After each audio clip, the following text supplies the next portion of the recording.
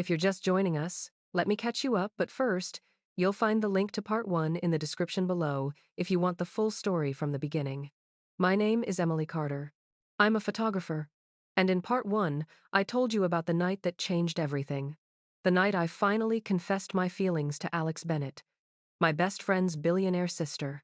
We kissed in a moonlit garden. We opened up about our fears and past hurts. We spent our first night together in my tiny Brooklyn apartment, and for a few hours, everything felt perfect. But falling in love was just the beginning.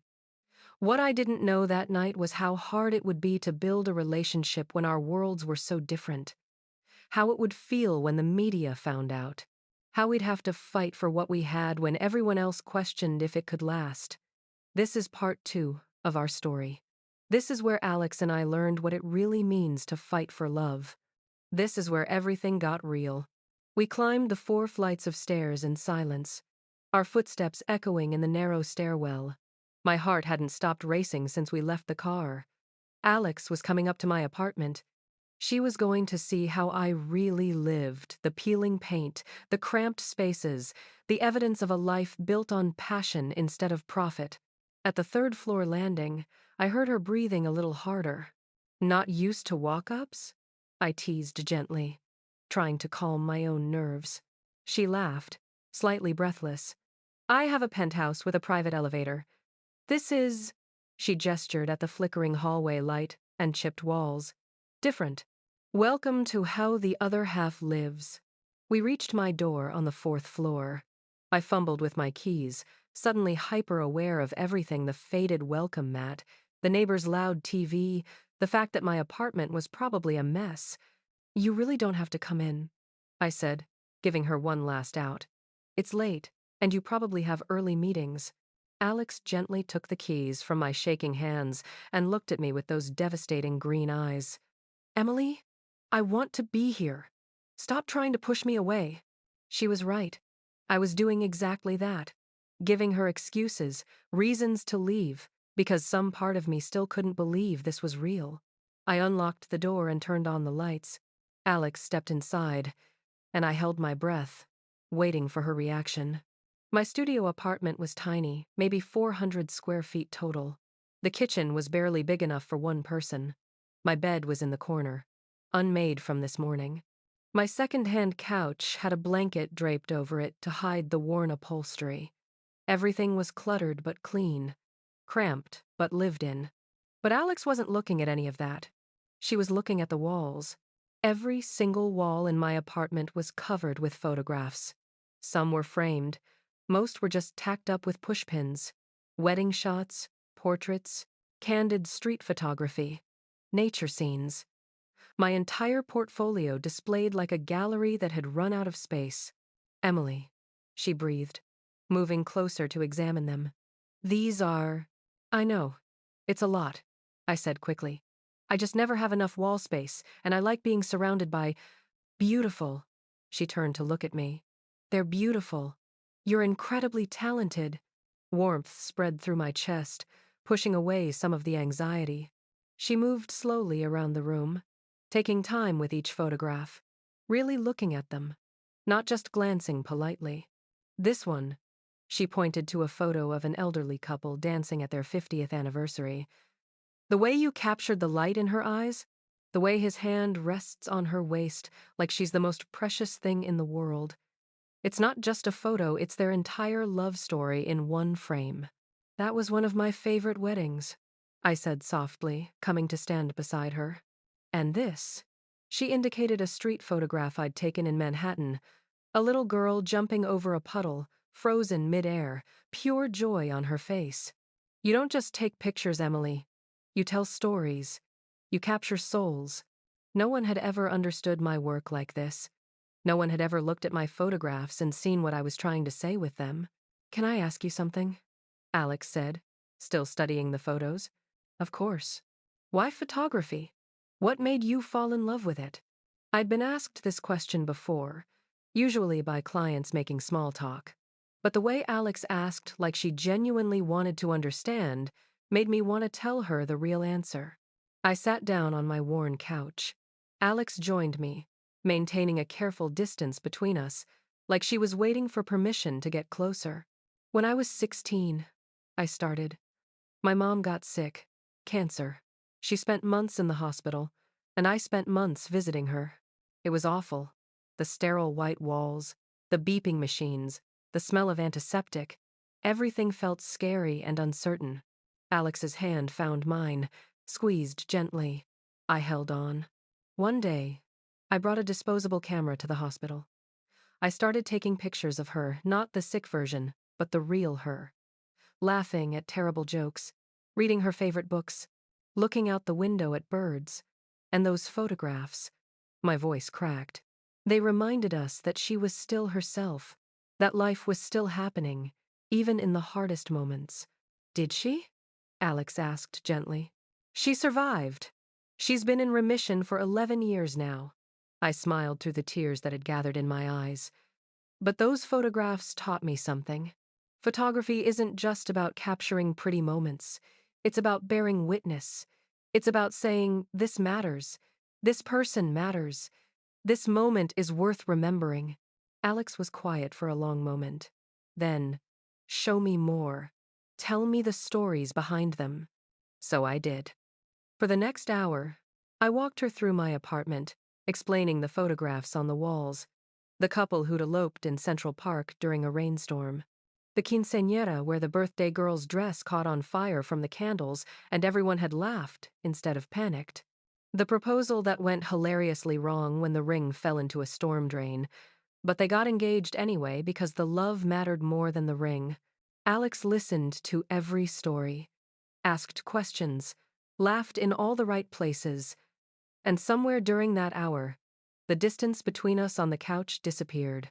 We ended up sitting close, her shoulder pressed against mine, her hand still holding mine like she'd forgotten to let go. Or maybe she just didn't want to. Can I tell you something? Alex said finally, her voice quiet. Of course. She took a breath, like she was gathering courage. 5 years ago, I was engaged. I went very still. I hadn't known that. His name was Marcus, she continued. He was perfect on paper. Harvard educated, family money, charming. We met at a charity auction, dated for a year, got engaged at some luxury resort in Bali that I barely remember because I was on my phone the whole time dealing with a crisis at work. She laughed bitterly at the memory. What happened? I asked softly. I found out he'd been cheating on me, with 3 different women, for most of our relationship. Her voice remained steady, but I could see the pain in her eyes. And the worst part? He didn't cheat because he loved them.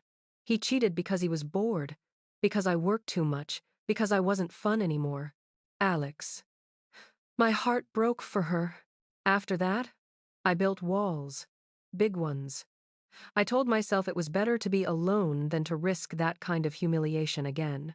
Better to focus on business, on things I could control. She turned to look at me, but then James started talking about his photographer friend, the one who made him laugh, the one who saw the world differently, and I got curious. Curious enough to show up at his graduation party? Curious enough to break my own rules. She reached up and touched my face, her fingers gentle against my cheek. And then I met you, and you were nothing like what I expected. You looked at me like I was a person, not a business opportunity or a trophy wife. You asked me if I was happy, not successful, not accomplished, but happy. And I didn't even know how to answer because no one had asked me that in so long. What would you answer now? I whispered. She smiled, soft and real. Now? I'd say I'm getting there. Because of you. The space between us felt charged, electric. I could feel her breath, see the way her eyes dropped to my lips. I don't know how to do this, she admitted. Be vulnerable. Be open. Let someone in. I've spent 5 years keeping everyone at arm's length. Then learn, I said, echoing what I'd told her in the garden. Right here, right now, stop being afraid. What if I mess this up? What if I hurt you? What if you don't? She smiled at me, throwing her own words back at her. You keep saying that. Because I mean it. You keep waiting for the worst-case scenario. What if you tried waiting for the best one instead? That's not how my world works. Then maybe it's time to change your world. The silence that followed felt heavy with possibility. I could hear the clock on my wall ticking, the faucet in my kitchen dripping. I really did need to fix that. My own heartbeat. Alex leaned forward slowly, giving me time to pull away if I wanted to. I didn't want to. Our lips met, softer than in the garden, less urgent, more intentional. Like we were both acknowledging that this wasn't just a moment anymore. This was a choice we were making together. When we pulled apart, she rested her forehead against mine. "Stay," I whispered. "Just for a little while." She hesitated. I could see the internal debate, the responsible part of her that had meetings and obligations warring with the part that just wanted to be human for once. "Okay," she finally said. "For a little while." I made tea because I didn't have the fancy coffee she was probably used to. We sat on my small couch, close together, talking about everything and nothing. She told me about growing up with impossible expectations, about taking over Bennett Couture at 26 when her father got sick, about missing normal experiences, college parties, road trips, lazy Sundays because she was always working. I told her about growing up working class, about choosing photography over a stable career and the constant fear that I'd made the wrong choice, about eating ramen for dinner most nights but feeling rich when I captured the perfect shot. "Do you ever regret it?" she asked. "Choosing passion over security?" "Every month, when rent is due," I admitted with a laugh. But then I look at these photos on my walls, and I remember why I do this. I'm building something that matters to me. Even if it's small, even if it's hard. "It's not small," Alex said firmly. "What you do capturing people's most important moments, making them feel seen, that matters more than most things people spend their lives doing. Even more than running a fashion empire?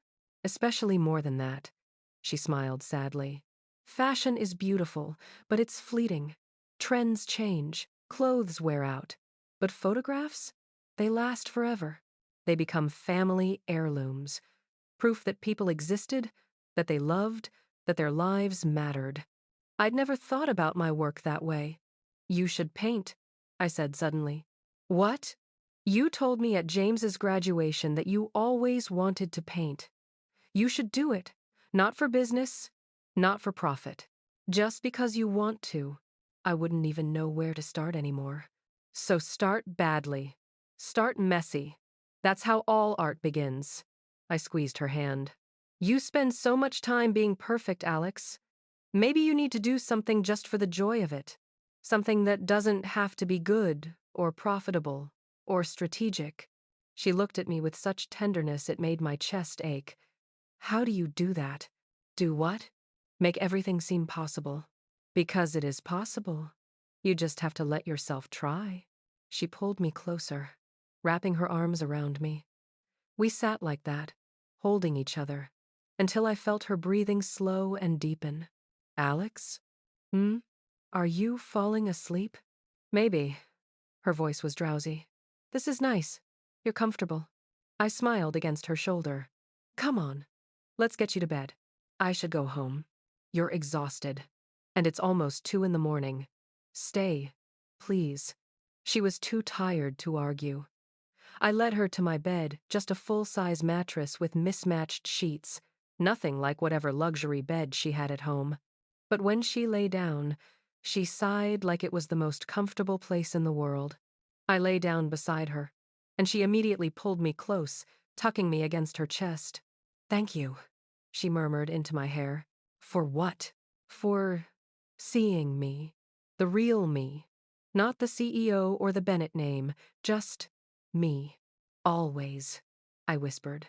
Within minutes, her breathing evened out completely.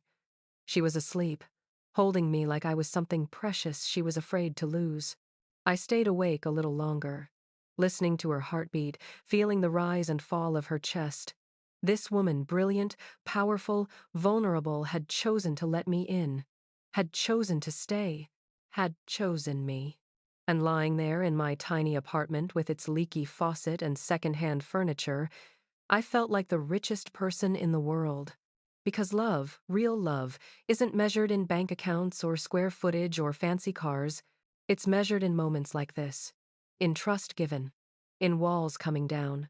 In choosing to be vulnerable with someone who sees you and stays anyway. I pressed a soft kiss to her shoulder and let myself fall asleep, surrounded by photographs of other people's love stories, while living the beginning of my own. I woke up to sunlight streaming through my bedroom window and the smell of coffee brewing. Alex was already up, moving quietly in my kitchen. I smiled, listening to the domestic sounds, the clink of mugs, the coffee maker gurgling. She appeared in the doorway with 2 mugs, still wearing my oversized t-shirt, her hair messy from sleep. "Morning," she said softly, handing me a cup. "Morning." I took the coffee gratefully. "You're spoiling me." "Get used to it." She sat on the edge of the bed, and we drank our coffee in comfortable silence, sunlight streaming through the window. For those few precious moments, everything felt perfect. But nothing stays secret forever. 3 weeks. That's how long Alex and I had been together. 3 weeks of secret text messages, stolen moments, and living in 2 separate worlds that felt impossible to merge. 3 weeks of the most terrifying, exhilarating happiness I'd ever known. It was a Tuesday morning, and I was in my tiny apartment editing photos from a wedding I'd shot over the weekend. My laptop sat on my thrift store coffee table, surrounded by empty coffee mugs and scattered memory cards. This was my life-organized chaos, creative mess, barely making rent but doing what I loved. My phone buzzed. A text from Alex. "Missing you? Lunch today? I can pick you up at noon." I smiled, that warm flutter spreading through my chest like it did every time I heard from her. Even after 3 weeks, it still felt unreal. Alexandra Bennett, brilliant, powerful, untouchable, was mine. Kind of. In secret, which was becoming increasingly complicated. I texted back, "Can't today. Have a client meeting at 1. Tomorrow?" 3 dots appeared, then disappeared, then appeared again. "Tomorrow I'm in Boston for meetings. Thursday?" "Thursday works. Miss you too. Emily?" "Yeah?" I hate this. Hiding. Waiting days to see you. My chest tightened. I hated it too. But we'd agreed to take things slow, to figure out how to tell James together, to be careful. Except careful was starting to feel a lot like cowardly. "I know. Me too. We'll figure it out. Promise." "Okay. I have to go into a meeting. Think of me. Always." I set my phone down and stared at my laptop screen, but I couldn't focus on the photos anymore. All I could think about was the weight of the secret we were carrying. James still didn't know. We'd been meaning to tell him we'd talked about it a dozen times, but the right moment never seemed to come. He was busy with his honeymoon aftermath, settling into married life with Sophie. And every time I thought about sitting him down and saying, "Hey, so I'm dating your sister," my courage evaporated. What if he got angry? What if he felt betrayed? What if I had to choose between my best friend and the woman I was falling in love with? The buzzer for my apartment rang, jolting me out of my spiral. I wasn't expecting anyone. I pressed the intercom button. "Hello? Emily. It's me. Can I come up?" Alex's voice. My heart jumped. "I thought you had a meeting?" "I canceled it. Buzz me in, please." I pressed the button and heard the door unlock downstairs. Then I ran around my apartment like a maniac, shoving dirty laundry into my bedroom and trying to make the place look less like a disaster zone. By the time Alex knocked, I'd managed to clear the coffee table and light a candle to cover the smell of yesterday's takeout. I opened the door, and there she was. Wearing a gray power suit that probably cost thousands of dollars, her hair pulled back in a sleek ponytail, looking completely out of place in my building's dingy hallway. "Hi," she said softly. "Hi." I stepped aside to let her in. "I thought you couldn't do lunch?" I lied. She closed the door behind her and immediately pulled me into her arms. "I couldn't wait until Thursday. Is that pathetic?" I melted into her embrace, breathing in her perfume. "If it is, then we're both pathetic." She pulled back just enough to look at me, her green eyes searching mine. "I meant what I said. I hate hiding this. Hiding us. Alex? Let me finish. She took a breath. I know we agreed to be careful. I know we said we'd wait for the right time to tell James. But every day that passes, I feel like I'm lying to everyone. And I'm tired of it. I'm tired of pretending you're just James's friend when you're so much more than that. My heart raced. What are you saying? I'm saying we should tell him. This week. Before I lose my nerve. Fear and relief crashed through me in equal measure. Are you sure? No. She laughed shakily. I'm terrified. But I'm more terrified of losing you because we were too scared to be honest. I cupped her face in my hands. You're not going to lose me. Promise? Promise. She kissed me then. Soft and desperate. Like she was trying to memorize the feel of my lips. When we pulled apart, she rested her forehead against mine. Stay with me today, she whispered. Come to my place. Let me cook you lunch. Let's pretend for a few hours that we don't have to hide. I should have said no. I had work to do. Deadlines looming, a business to run. But the vulnerability in her voice, the way her hands trembled slightly as they held mine, I couldn't refuse her. Okay, I said. Let's go. Alex's penthouse was everything I expected and nothing I was prepared for. Floor-to-ceiling windows overlooked Manhattan, the city sprawling out below like a kingdom. Everything was sleek, modern, expensive marble countertops, designer furniture, art on the walls that probably cost more than my entire apartment building. I felt like an imposter standing in the middle of it all, wearing my worn jeans and faded sweater. Your place is... I struggled for words. Wow. Alex shrugged off her suit jacket and draped it over a chair. It's too big for one person. I barely use half of it. You have a view of Central Park. I know. She moved into the kitchen and started pulling ingredients from the refrigerator. Most days I don't even notice it. I'm usually at the office before sunrise and home after dark. I walked to the windows, pressing my hand against the glass. The city stretched endlessly in every direction. I can't imagine living like this. It's lonely. Her voice was quiet behind me. All this space, and most nights I eat dinner alone at my desk, looking at spreadsheets instead of sunsets. I turned to face her. She was unpacking groceries, her movements efficient but sad. Not anymore, I said firmly. She looked up, surprise flickering across her face. What? You said most nights you eat alone. Not anymore. Even if we can't go public yet, even if we have to be careful, you don't have to be alone. Something in her expression cracked open. Emily, I mean it. Text me when you're working late. I'll bring you dinner. We'll eat together, even if it's takeout at midnight. You don't have to do everything by yourself anymore. She set down the vegetables she was holding and crossed the kitchen to me, pulling me into a fierce hug. How did I get so lucky? She murmured into my hair. I ask myself the same thing every day. We stood like that for a long moment, holding each other in the middle of her enormous, empty penthouse. And somehow, with her arms around me, it felt less empty. Alex made pasta, actual homemade pasta, rolling out the dough by hand like it was the most natural thing in the world. I didn't know you could cook, I said, watching her work from my perch on a bar stool. My grandmother taught me when I was young, before the business consumed everything. She smiled at the memory. Sunday dinners were sacred in our family.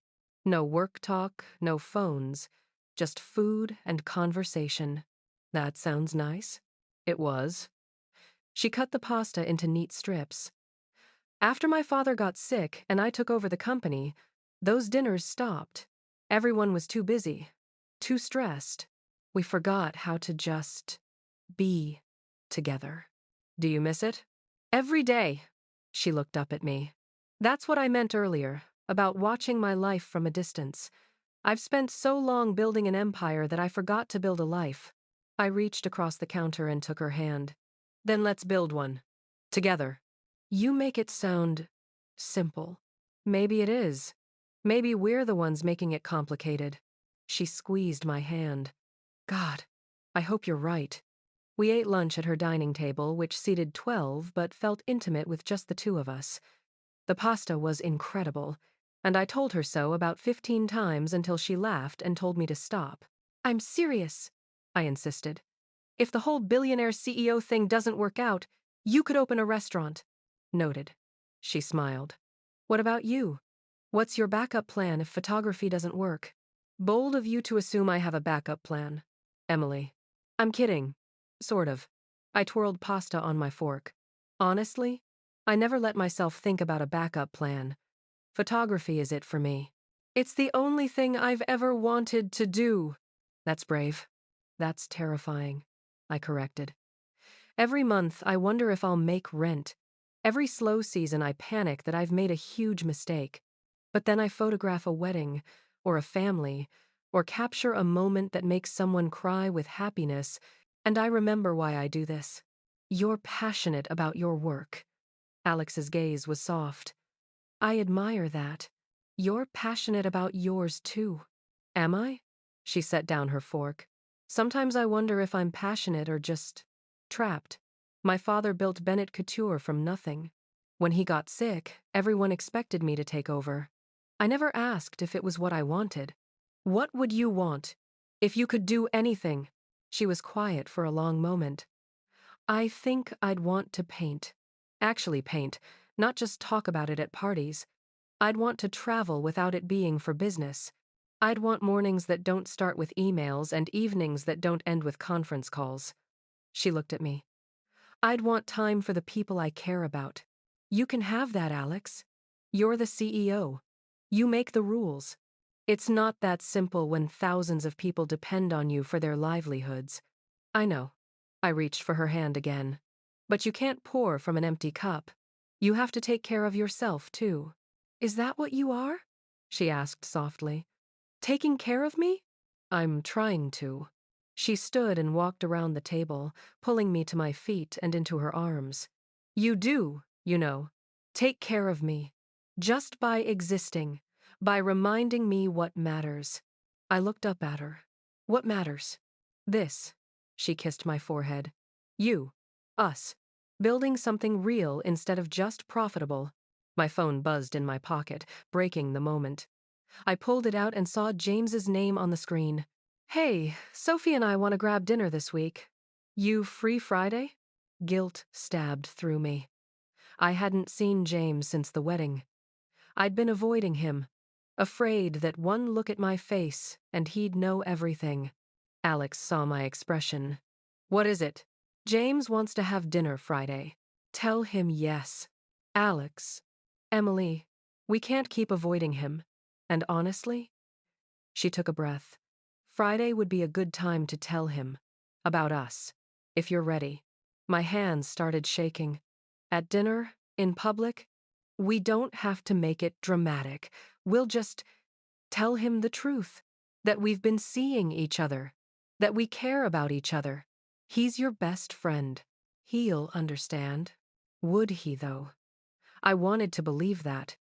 But fear was a loud voice in my head, listing all the ways this could go wrong. Okay, I heard myself say. Friday. We'll tell him Friday. Alex pulled me closer. Together? Together. The rest of the week passed in a blur of anxiety and preparation. I practiced what I'd say to James 100 different ways. I imagined every possible reaction, from acceptance to anger to feeling betrayed. By Friday evening, I was a nervous wreck. Alex picked me up at 7. She'd chosen a quiet restaurant in the West Village, intimate but not too romantic, casual but nice, neutral territory. You okay? She asked as we drove.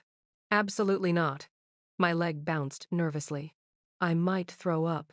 Please don't throw up in my car. Despite everything, I laughed. No promises. She reached over and squeezed my hand. It's going to be okay. James loves you. He'll understand. You don't know that. I know my brother. He wants us both to be happy. And we are happy, aren't we? I looked at her. Really looked at her. At the woman who'd rescheduled meetings to have lunch with me, who cooked me homemade pasta, who was willing to risk her brother's anger to be honest about us. Yeah, I said softly. We are. We pulled up to the restaurant and I saw James and Sophie through the window, already seated at a table. My heart hammered. Last chance to back out, Alex said, but her hand was still holding mine. No backing out. I took a deep breath. Let's do this. We walked into the restaurant together. James saw us immediately and waved, his face breaking into that familiar grin. There she is. He stood to hug me. I was starting to think you'd fallen off the planet. Sorry. I hugged him back, guilt washing over me. I've been busy with work. I know the feeling. He hugged Alex next. Then we all sat down. Sophie smiled warmly. It's so good to see you both. The wedding photos came out amazing, Emily. Thank you again. It was my pleasure. We ordered drinks, made small talk, laughed at Sophie's story about their disastrous honeymoon flight. For a while, it felt normal, easy, like nothing had changed. But everything had changed. I caught Alex's eye across the table. She gave me a small nod. Now or never. I cleared my throat. James, Sophie, there's actually something Alex and I wanted to talk to you about. James set down his menu, his expression shifting to concern. Is everything okay? Everything's fine, Alex said quickly. Better than fine, actually. But we have something to tell you, and we wanted you to hear it from us. The table went quiet. I could hear my own heartbeat. Emily and I. Alex reached under the table and found my hand. We've been seeing each other for the past few weeks, since the wedding. Silence. James stared at us. Sophie's eyes went wide. Seeing each other, James repeated slowly. As in, dating? Yes, I said, my voice barely above a whisper. More silence. The longest silence of my life. Then James started laughing. Not angry laughing. Real, genuine laughter. Are you kidding me? He looked between us, grinning. Finally! I blinked. What? Dude, I've been waiting for this for like 2 years. You think I didn't notice you two making eyes at each other every time you were in the same room? Alex looked as shocked as I felt. You knew? Suspected strongly. He took a sip of water. Sophie and I actually had a bet going about how long it would take you two to figure it out.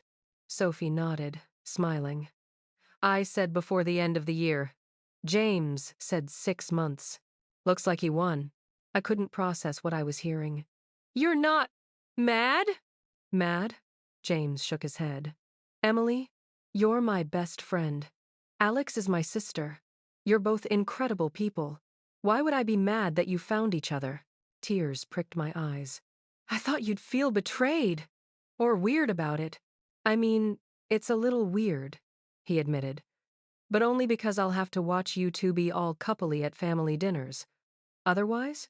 He reached across the table and squeezed my hand. I'm happy for you. Both of you. Alex's hand tightened around mine under the table. I could feel her trembling. Really? She asked, her voice uncharacteristically small. Really? James looked at his sister with genuine warmth. Alex, you've been married to your work for years. It's nice to see you actually living your life for once. And if it's with someone as amazing as Emily, even better. I couldn't hold back the tears anymore. They spilled down my cheeks as relief flooded through me. Sophie handed me a napkin.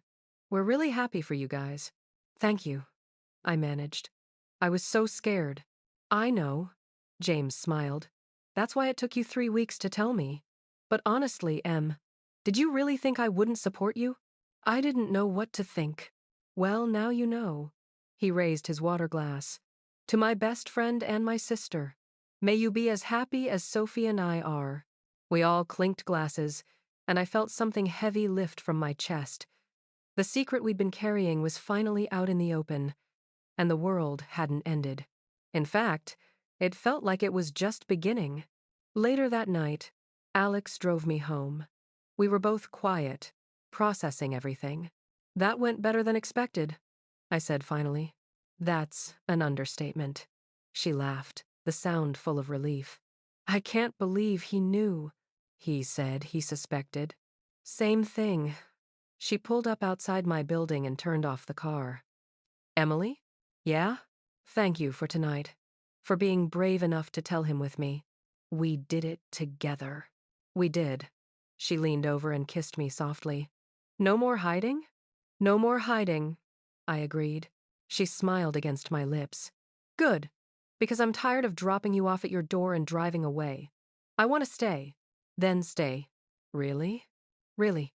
Come upstairs. Stay the night. Let's wake up together tomorrow and figure out what it means to do this for real. Her eyes sparkled. I'd like that. We climbed the 4 flights of stairs to my apartment, and this time when Alex walked through my door, it felt different. There was no secret weighing us down, no fear of being discovered, just 2 people who were falling in love, finally allowing themselves to be honest about it. I woke up to sunlight streaming through my bedroom window and the smell of coffee. For a moment, I was disoriented. I never woke up to coffee already made. Then I remembered. Alex. I sat up and found her side of the bed empty but still warm. I pulled on a sweatshirt and padded into my tiny kitchen. She stood at my counter in one of my oversized t-shirts, her hair messy from sleep, pouring coffee into 2 mismatched mugs. She looked so different from the polished CEO in designer suits. She looked real. She looked like mine. Morning, I said softly. She turned and smiled, that genuine smile that made my heart skip. Morning. I hope you don't mind, I made coffee. I definitely don't mind. I wrapped my arms around her waist from behind, resting my chin on her shoulder. You could get used to this, you know. Waking up here? I already am. She turned in my arms. Last night was the best sleep I've had in months. My lumpy mattress beats your luxury penthouse bed? When you're in it? Absolutely. I kissed her, tasting coffee and happiness and the promise of normal mornings like this. My phone buzzed on the counter. I ignored it. It buzzed again. Then, again. You should check that, Alex said. I grabbed my phone and saw a string of notifications. Instagram tags, text messages, missed calls.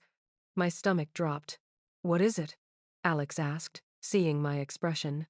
I opened Instagram with shaking hands. Someone had posted a photo from last night. James must have taken it at the restaurant. It showed the 4 of us at dinner, but in the photo, Alex's hand was clearly holding mine on top of the table.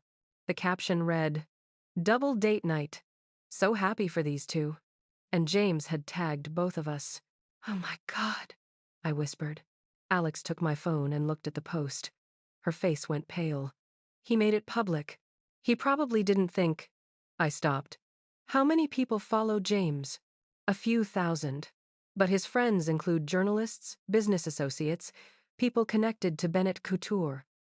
Her hands started shaking. Emily, this is going to spread.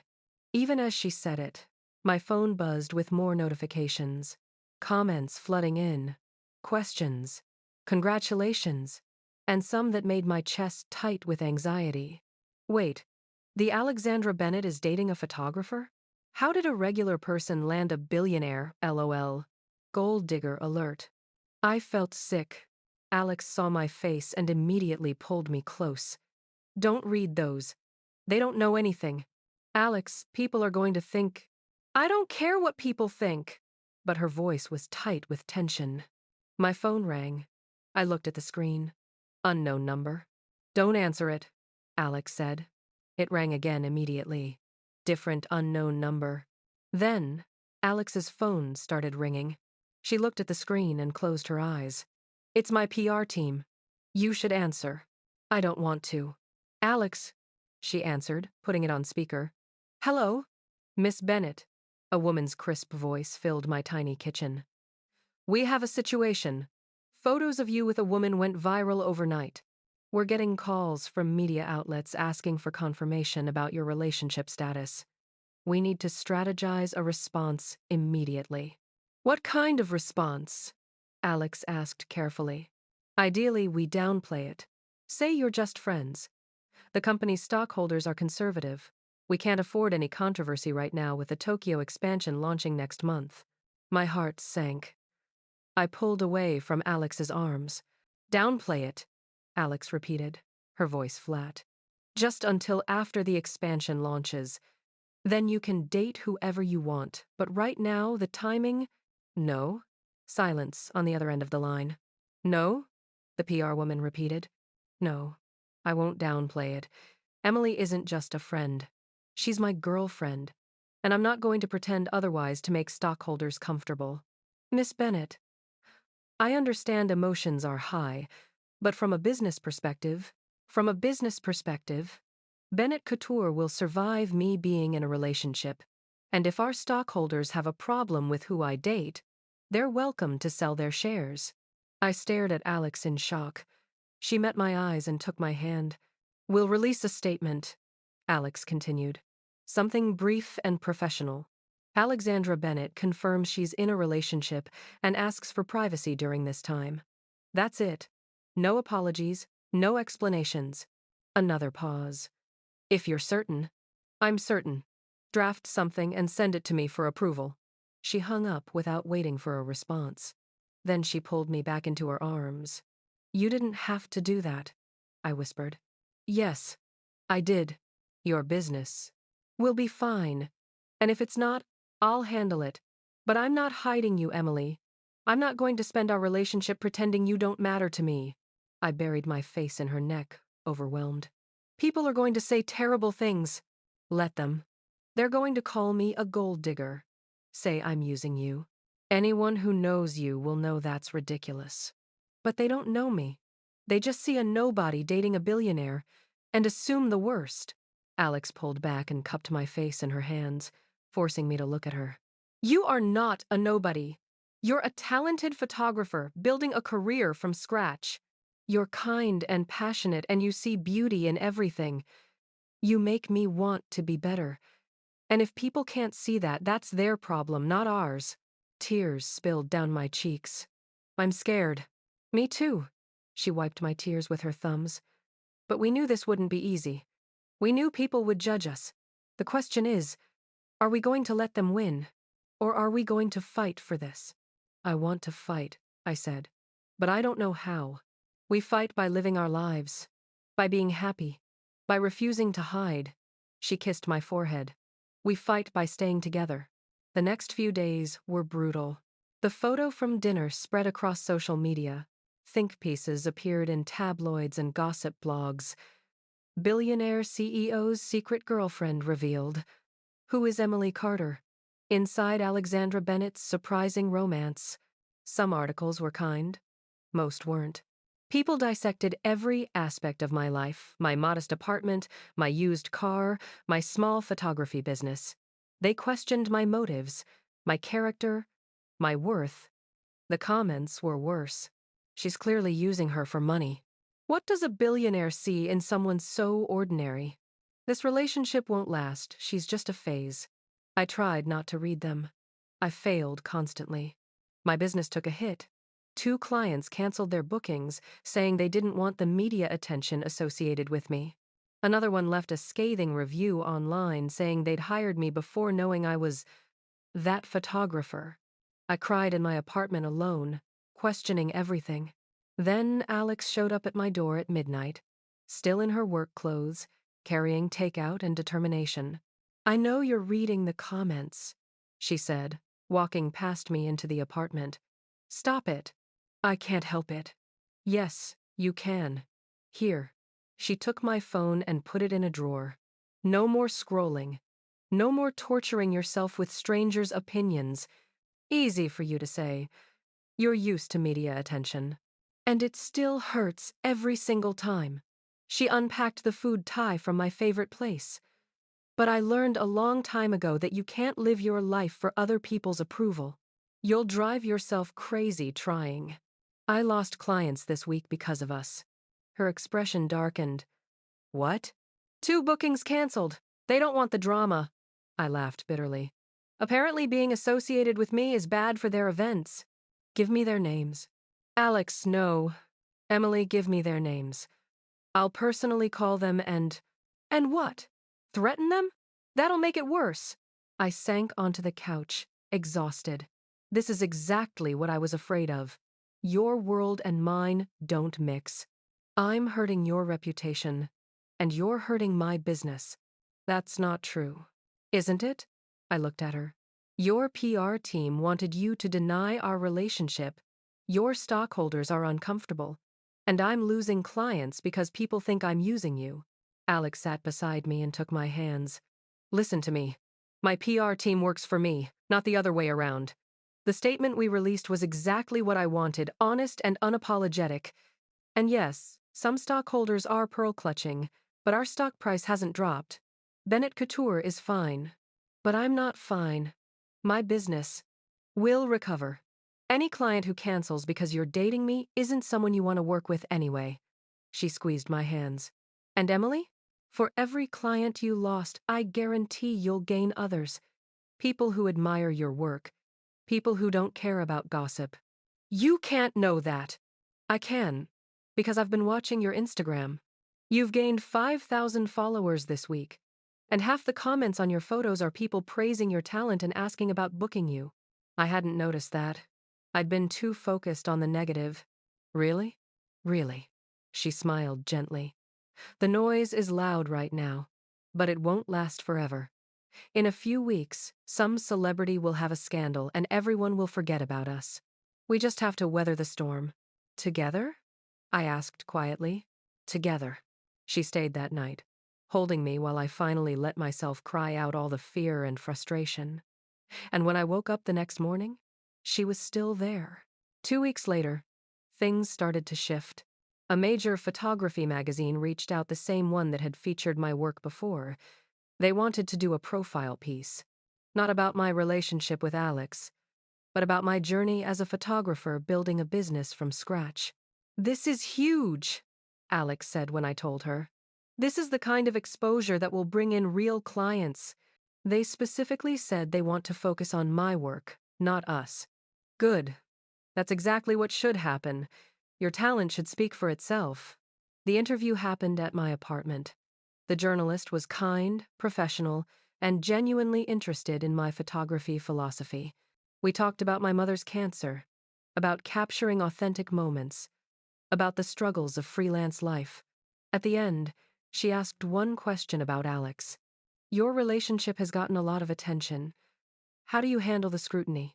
I thought carefully before answering. It's not easy, but I remind myself that the people who matter, my friends, my family, Alex, they know the truth. They know my character, and that's what counts. What would you say to people who question your relationship? I'd say that love doesn't look the same for everyone. Alex and I come from different backgrounds, but we share the same values. Honesty, hard work, caring about people. That's what matters, not bank accounts or social status. When the article came out 2 weeks later, the response was overwhelming in a good way. People shared it. Photographers reached out to tell me my story inspired them, and booking requests started coming in. Real ones, from people who'd read the article and wanted to work with me specifically. Alex framed a copy of the magazine and hung it in her office. So everyone knows I'm dating the most talented photographer in New York, she said when I protested. You're biased. Absolutely. And proud of it. Things weren't perfect. We still faced judgment, still got invasive questions, still had moments where the pressure of living in two different worlds felt crushing. But we also had moments like this. Alex teaching me to make pasta from scratch in her penthouse kitchen, flour on both our faces, laughing until we couldn't breathe. Me dragging her to a dive bar in Brooklyn where we played pool with my friends, and she discovered she loved karaoke, specifically terrible 80 seconds power ballads. Quiet Sunday mornings in my apartment, reading the newspaper and drinking coffee, her feet in my lap. Her showing up at a wedding I was photographing, not to interfere, but just to watch me work, pride shining in her eyes. Me surprising her at her office with lunch when she texted that she was drowning in meetings. Learning each other. Building a life together that wasn't defined by money or status, but by choice. By showing up. By fighting for what mattered. 3 months after James's Instagram post changed everything, Alex and I stood in that same garden where we'd first kissed. We'd come back to the venue for another wedding this time. I was a guest, not the photographer. One of Alex's business associates was getting married, and she'd insisted I come as her date. Public date, she'd clarified. No hiding. No pretending you're just a friend. I'd been nervous walking into a room full of wealthy, influential people. But Alex had held my hand the entire time, introducing me as her girlfriend with pride in her voice. Now we'd escaped the reception for a moment of quiet, drawn back to this garden like it was magnetic. Remember the last time we were here? Alex asked, pulling me close. I remember being terrified. Me too, she smiled. I was so scared you'd reject me, or that I'd ruin our friendship with James, or that we'd try and fail and I'd lose you forever. But we didn't fail. No, we didn't. She tucked a strand of hair behind my ear. We fought for this, even when it was hard, even when people said it wouldn't work. We're still fighting. We'll probably always be fighting something. She kissed my forehead. But as long as we're fighting together, I'm not afraid anymore.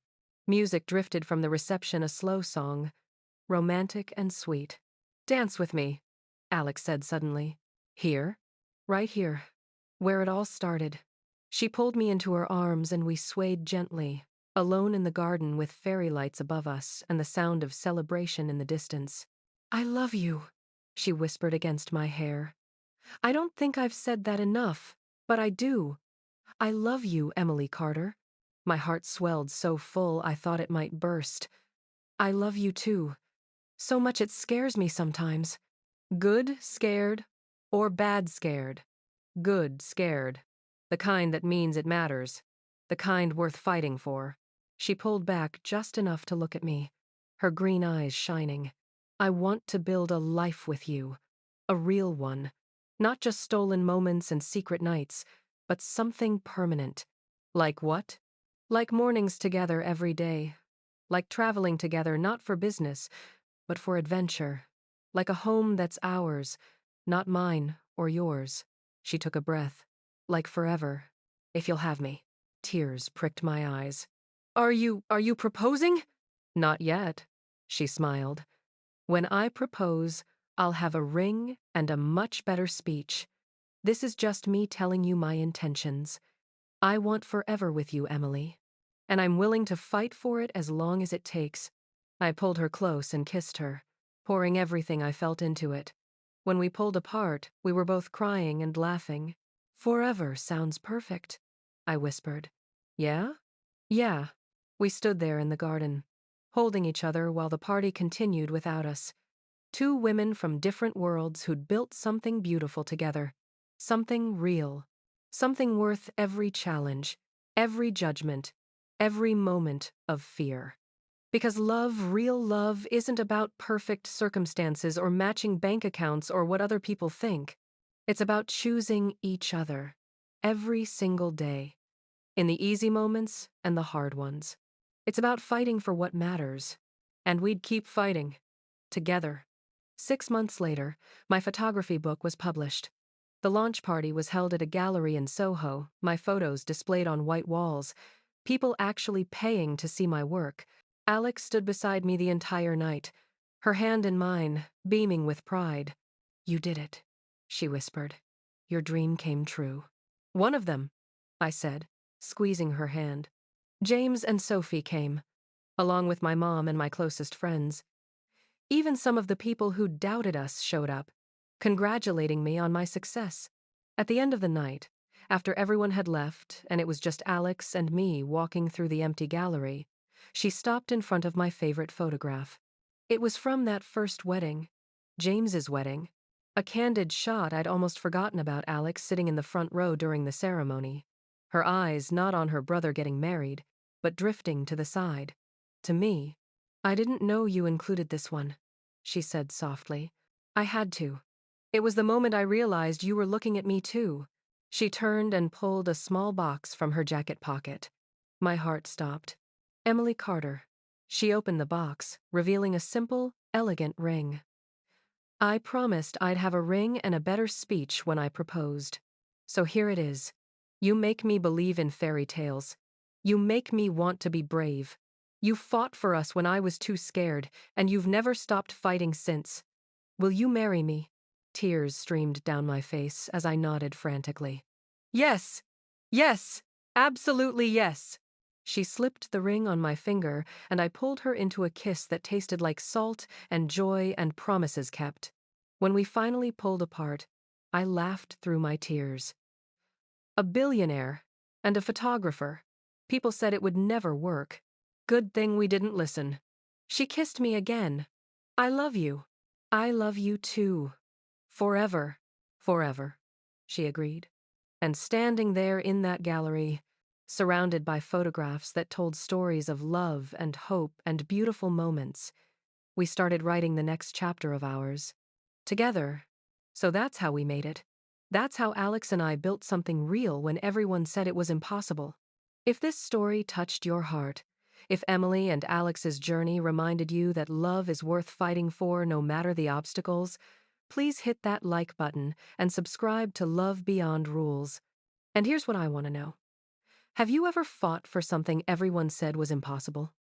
Have you ever had to choose between what's easy and what's right? Have you ever loved someone so much that the fear of losing them made you braver than you ever thought you could be? Tell me in the comments. I read every single one, and your stories inspire me. Thank you for believing in Emily and Alex. Thank you for being part of this journey. Thank you for reminding me and maybe reminding yourself that when love is real, it's always worth the fight. This is Emily Carter, and this is how our story continued. Until next time, remember, the bravest thing you can do is fight for what matters most. See you in the next story.